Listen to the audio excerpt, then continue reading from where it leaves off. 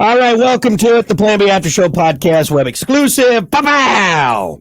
Pow! Pow! Pow! Yeah, oh yeah. You pewing us? Is that what your finger? Pew, pew, pew.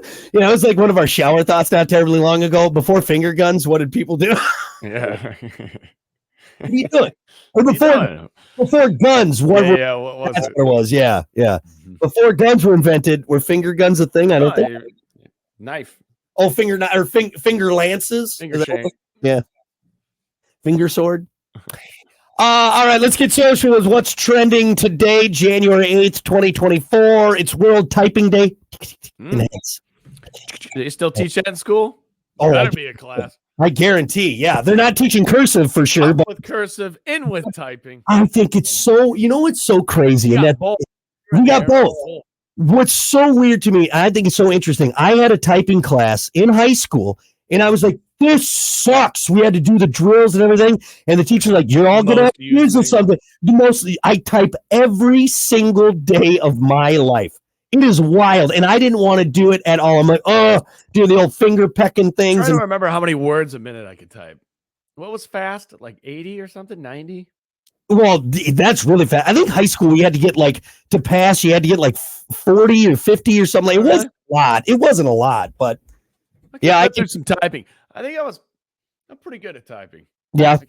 I always miss a couple, the pinky always hits the L. Sometimes, but now, I can not look and type, which I think is crazy. You know what I mean? But I think what's crazy is we lived in a world where typing was not a necessity to now it being a necessity. Which was wild, like growing up, like I guess typing on a typewriter was a thing growing up, but like my dad doesn't know how to type.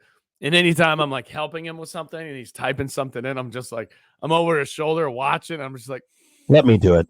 God, just let me. I got it. Yeah. And see, like my mom, she was an office manager her entire life, and she can. I mean, it's insane. It's insane.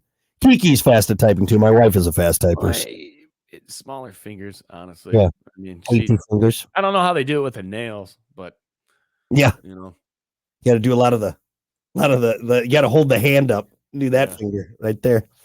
So yeah, National Typing Day. You a fast typer? Yeah, I'm all right. I can type pretty fast.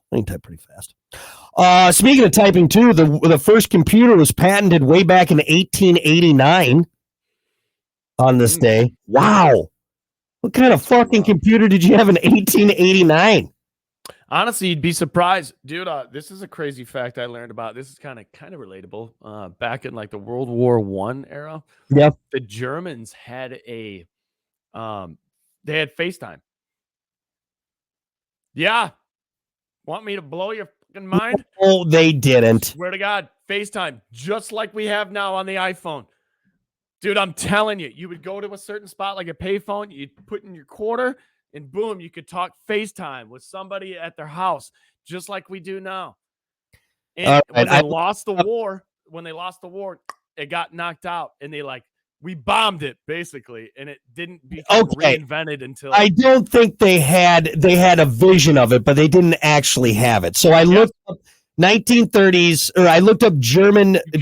I'm serious. I've seen video of it. I don't. We walked into like this little booth. All right, hold on. TV there.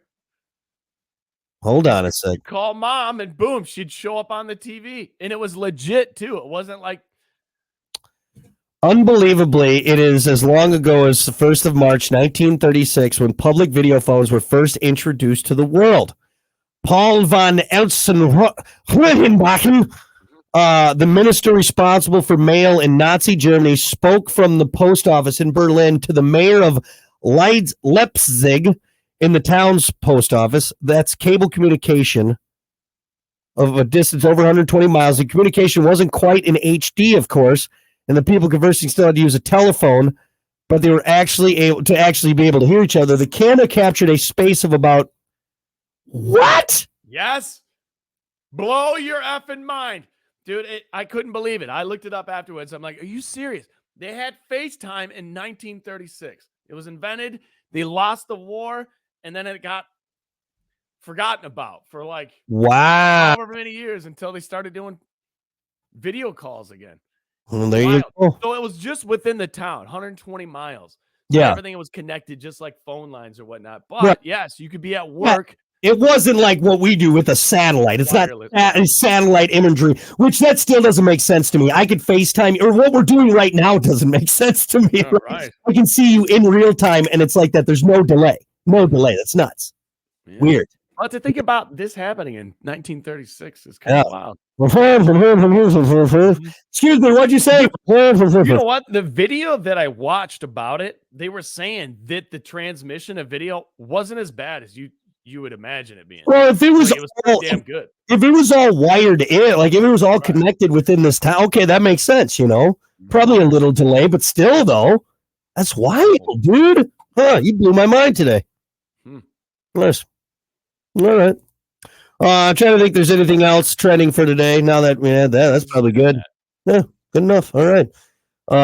Well, we're just like the Germans in our FaceTiming with this, our recording. Maybe not quite. We're like them in this, but that's the only way. That's the only other way that we're like the Germans in the 30s. The only other way. Let's keep it that way. All right. That's going to do it for your Plan B After Show podcast, web exclusive. We'll see you next time.